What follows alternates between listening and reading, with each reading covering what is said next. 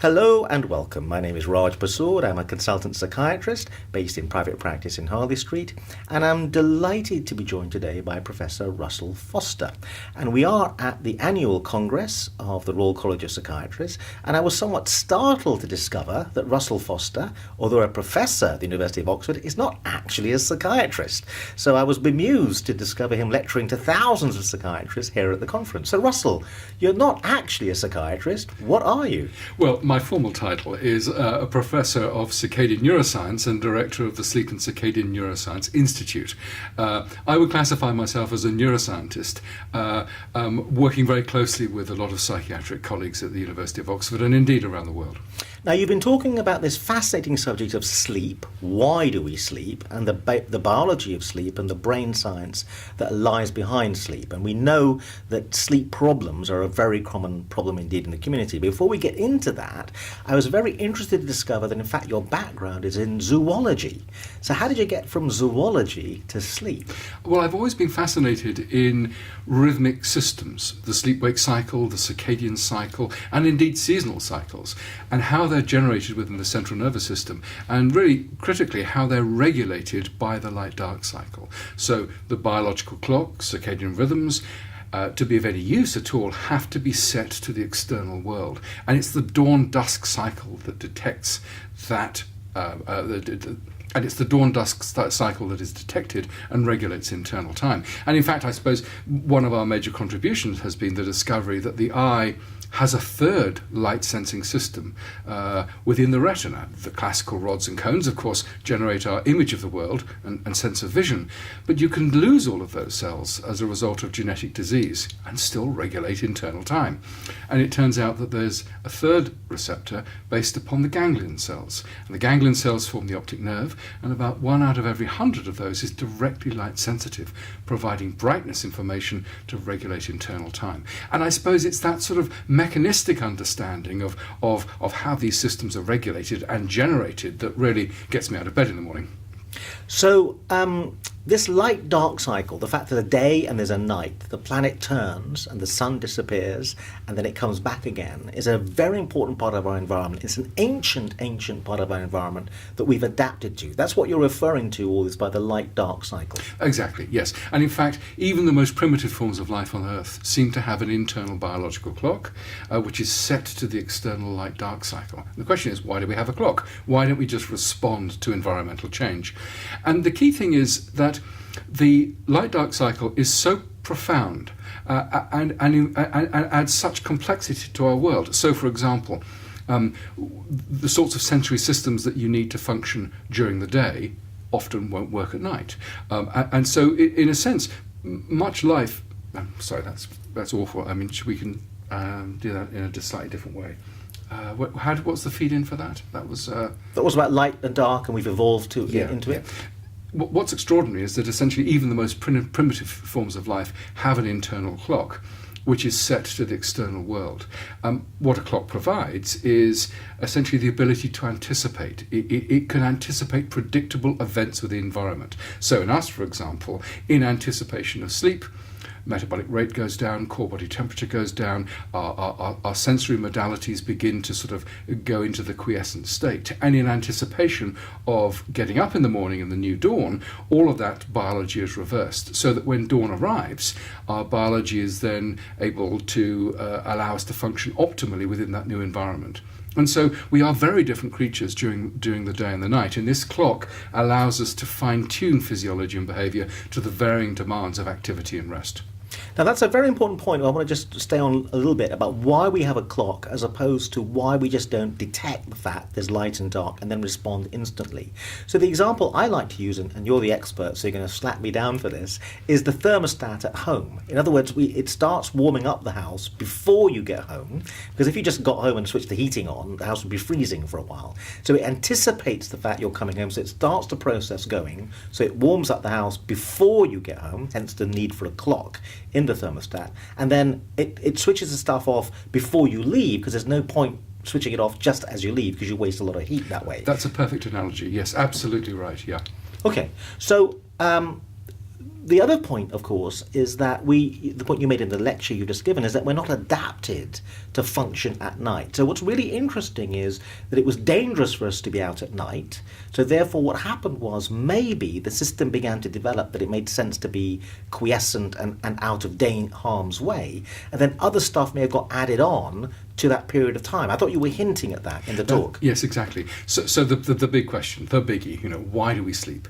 And I think people have looked for a single overarching explanation for the reason for sleep, because apparently we do nothing during sleep, and therefore it seems to be an apparently ghastly waste of time.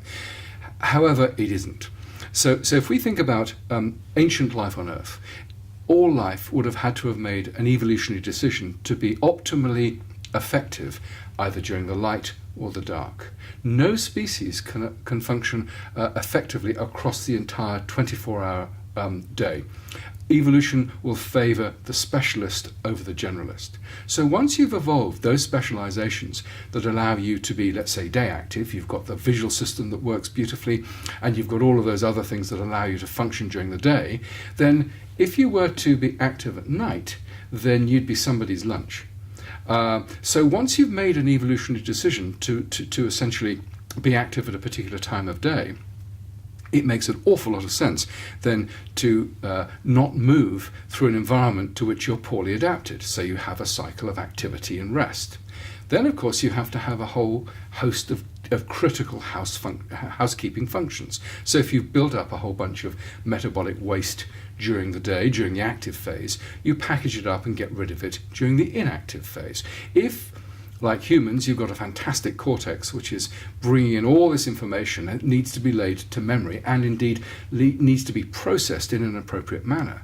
It's very difficult to do that when the brain is still being flooded with lots and lots of new information. So you partition the process. You have all the information flooding in during the day. There's some processing, but a heck of a lot of processing is going on during the inactive phase when you're not being flooded with new sensory information, and you can reflect, as it were, and come up with those innovative solutions to complex problems. So what I'm trying to say is that sleep is a period of physical immobility, which means that you're not moving through an environment to which you're poorly adapted, but you're using that period of inactivity to allocate a whole bunch of really critical housekeeping functions that allow optimal performance during the active phase when you're moving around your environment.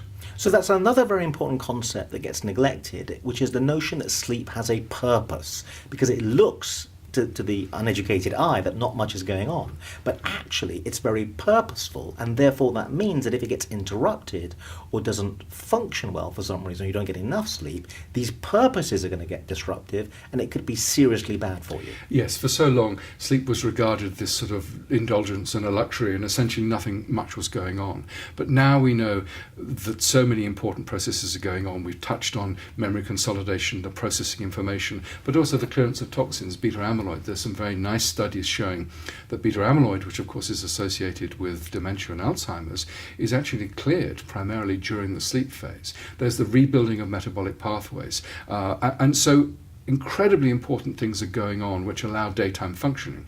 And this has become very clear because we've looked at individuals who are sleep deprived. And what happens short term we've all experienced. So you fail to consolidate memories. You do unreflective and rather stupid things. You lose empathy. You fail to pick up those social signals in others. Essentially, brain performance drops precipitously when we're tired. However, long-term sleep-wake disruption is associated with some global health problems. So, for example, coronary heart disease, diabetes 2, metabolic syndrome, and indeed it seems that sleep disruption is associated with an increase in the release of cortisol and the stress hormone, which seems to feed back reduced levels of immunity, and that may be the basis for why we have higher rates of infection and indeed cancer in long-term night shift workers. The classic the case was in Danish night shift nurses who had higher rates of colorectal cancer and breast cancer, controlling for all of the variables such as smoking and alcohol consumption. And indeed, night shift work is now classified as a class 2 carcinogen. Because there's a significantly higher rate of certain cancers in people who are a bit sleep deprived? In long-term night shift work, yes. Okay. Could you tell us a bit more about what those cancers are? Well, the best study have been colorectal and breast cancer, and in males it's prostate cancer. Now, And it sort of kind of makes sense. I mean, if you're essentially... and one of the assumptions, of course, is that night shift workers can adapt their biology to the demands of working at night, and they can't. And it goes back to the light-dark cycle. Essentially what's happening is the night shift worker is working under relatively dim light at night in the office or in the factory, then experiencing bright natural light on the journey home or during the day, and the clock is always deferring to the brighter light signal as being daytime. So the body is locked on to the same light-dark cycle in the night shift as the day shift. So what the poor night shift worker has got to do, and 20% of NHS workers are doing long-term night shift, what they're having to do is override all of this biology saying, hang on, you should be in the rest state, in the sleeping state. And to override that imperative drive to go to sleep, it's almost certain that we're activating the stress axis. And of course, sustained activation of the stress axis leads to all the pathologies that we touched on. But you seemed also to be hinting that there's some other disorders. I think you were hinting at dementia that could be linked to sleep deprivation or night shift work. Well, the most recent data that's emerged has suggested that the clearance of beta amyloid, which is this sort of globby, misfolded set of proteins, which essentially bungs up cellular function and causes ultimately cellular death. And that's cleared primarily at night. And this arose originally from rodent studies and then more recently in human studies looking at levels of beta amyloid in the CSF of sleep-deprived and normally rested individuals. And so the extension from that would be that perhaps if you are sleep disrupted, you are going to be at greater risk of developing dementia and Alzheimer's. The key bit of evidence, and I was in the Netherlands last week talking to the group who'd done some of this work, is, well, do we find high levels of beta amyloid in night shift workers and in fact, a very interesting group of pilots, but not the pilots that you and I know about planes. These are the ones that look after boats. And they apparently have incredibly disrupted sleep-wake cycles. And so they've agreed to have their CSF analysed for levels of beta amyloid. Now, while there's scientific evidence about the amount of sleep that we may need, it is also the case that individuals tend to develop strong views, these are often prone to insomnia, about how important sleep is, to the extent that they get anxious if they're not sleeping. So paradoxically, getting too anxious about the amount of sleep you think you need can paradoxically lead to interrupted sleep. Is that right? Absolutely. And it sort of relates to these various devices and apps which tell you about your sleep-wake cycle or report to tell you about your sleep-wake cycle. Meaning, hang on a second, meaning they don't really, as far as you're concerned. I would say that broadly speaking, the studies that have been done have shown that they are accurate in telling you when you woke up and when you went to bed. But a more detailed analysis of whether you had good deep sleep or whatever they call it really falls apart. And so essentially what they do is measure rest activity, and then they squeeze that into an algorithm of normal sleep. So if you have poor sleep or bad sleep in some way, you're going to get really bizarre results out of it. So I think one has to be slightly careful. I think they're good in principle, because if you wish to improve your sleep, there are various ways you can improve your sleep. And if you see that on your app or your device the next day, it's reinforcing. It's a bit like having a set of scales when you're trying to lose weight. Changing behavior, you see a change in your desired outcome. So I think they can be useful, but as you rightly point out, they can be misleading. And some people have thought, oh, well, I thought I had a good night's sleep, and in fact I didn't. Well, actually, they probably did. And so I think one has to be very careful with those apps and devices. They're not yet there, and indeed many of them haven't been tested to the extent that I think the sleep biologists such as myself will be comfortable. They haven't been really rigorously validated in the clinical realm. Look, but you began to talk a little bit about people's preoccupation with sleep and how that can lead to trouble. Yes, and so people can become completely obsessed about it, and therefore it's utterly counterproductive. I think that one has to sort of say, well, what do you do just routinely to achieve reasonable sleep? Well, the first thing, perhaps we should do this slightly different order. So I suppose the first thing would be, how do you know if you're getting enough sleep?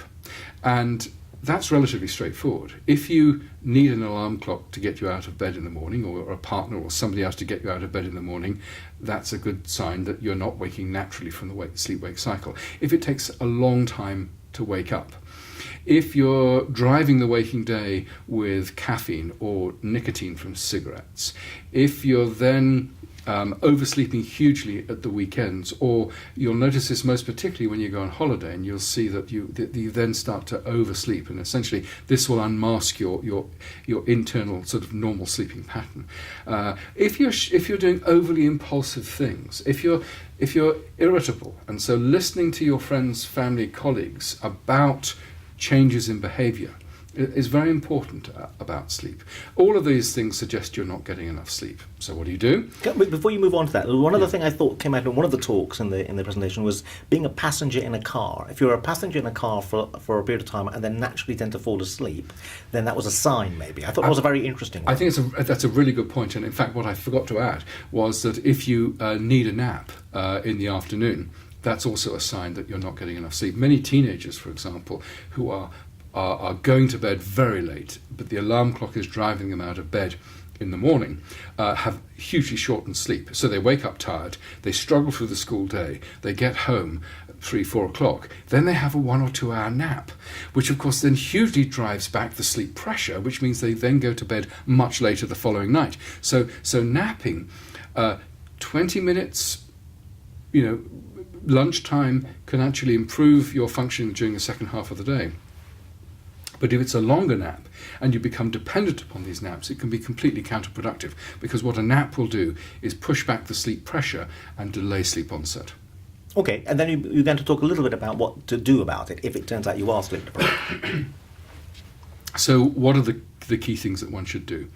I suppose the first thing is you need to find a relaxation system that works for you. So rule of thumb would be minimize light exposure, turn off the internet, stop doing emails, stop doing the gaming and doing all of the sort of the electronic device stuff at least half an hour before you want to go to sleep.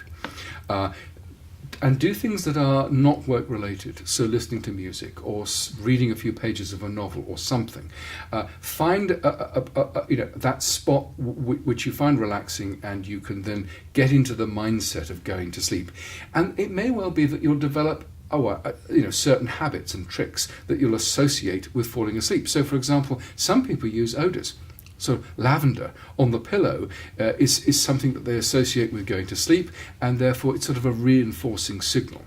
So minimize light exposure, turn off all the devices, and do stuff that you find relaxing. I mean, it's the sort of thing that our grandparents were telling us. So that would be one thing at the end of the day, and it is quite ironic. And what's the last thing that most of us do before we go to bed? We stand in the most brightly lit room, staring into an illuminated mirror, cleaning our teeth. And of course, that high level of light will increase levels of alertness and actually reduce the time. It will increase the time it takes to get to sleep. So what else should you do? Well, in the morning, one key thing to stabilize sleep-wake timing is morning light exposure.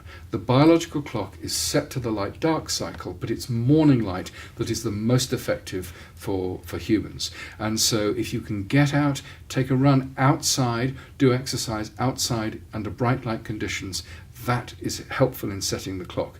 In the winter months, there may not be light. And under those circumstances, a light box which is producing something of the order of 1,000 lux for half an hour in the morning is also effective at stabilizing sleep-wake. So they were some rules that I would adopt and have adopted, in fact. You should not use stimulants during the day, and if you're drinking coffee, try not to drink it in the afternoon. Caffeine has a half-life of 5 to 9 hours.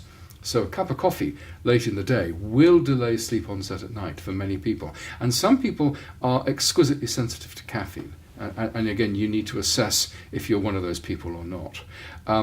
Don't use alcohol or sedatives. They are sedatives. They do not provide a biological replacement for sleep. And in fact, some of the key things going on in the brain, memory consolidation, the processing of information, are actually inhibited by sedatives like alcohol and sleeping tablets. And so what happens with alcohol and sleeping tablets is that you're sedated. You're then woken up by an alarm clock in the morning, and so you're waking from a sort of a groggy, sedated state, and that, of course, then stimulates more caffeine, more nicotine, and of course, the half-life of caffeine can mean that you will then need more sedatives at night time. So that stimulant-sedative feedback loop, which describes the life of many in the developed and the developing nations, and not just adults, but also teenagers as well. I couldn't help but notice as you were going through the things that we should do to improve our sleep or help, they were all kind of like behavioural or psychological. You seem to be steering well clear of chemistry, of taking stuff, and yet most people seem to want to take something. Yes, my first line of attack would be behavioural modification. I think that would be my preferred option. And the most powerful way to stabilise the sleep-wake cycle is light. And I suppose it might seem ironic that I'm pushing that line, because we're actually in the business of trying to develop new pharmacological agents, far better than anything we've got at the moment, to try and stabilise sleep-wake, using our knowledge of how the clock and the sleep systems work, and particularly how they're regulated by light. Can we mimic those pathways with drugs to help us stabilize sleep-wake? But that wouldn't be my first line. This will be for people with, for example, severe sleep-wake disruption, as you see in schizophrenia, for example, or in a completely other sector, individuals who have no eyes. They will experience the clock keeps on ticking, but the human body clock is slightly longer than 24 hours, so we'll tend to go to bed later and later and later each day. And there's nothing that really can be done for those individuals. And so a pharmacological mimic of light would be powerful. And in mental illness, I think if you have massively disrupted sleep-wake, then you would combine pharmacology with behavioural modification and ideally wean off the pharmacology and replace it with good sleep education, good sleep practice. Now, we're running out of time a little bit, but I want to come to what was a major chunk of your talk, was a very important idea, which is at the heart of serious mental illness. The fact that sleep gets disrupted is not some kind of tacked-on symptom or epiphenomenon, but is central, maybe, to the disorder. And therefore, in terms of understanding the disorder, the fact that sleep is frequently disturbed in major mental illness is no accident. Yeah. So it's central, I think, is one of your theses to what's going wrong in the brain. It has to be understood. Absolutely. And in fact, what got me into this whole line of research was a casual conversation with a psychiatrist in a lift saying, oh, yes, you're interested in sleep. Many of my patients with schizophrenia show bad sleep. That's because they don't have a job. And that means that they go to bed late, get up late, mess my clinic, and don't have friends. And that struck me as being absolutely bizarre. So we decided to measure the sleep-wake behavior of patients with a classification of schizophrenia. And I was absolutely shocked. The sleep-wake patterns are utterly destroyed. This isn't just, and particularly the control group was people who were unemployed, again with limited constraints upon their rest activity. And so this led us to think, well, there's something really important going on here. And with our increasing understanding of the neuroscience of sleep, what became clear is that sleep is this global brain event involving multiple brain structures and all the key neurotransmitter systems.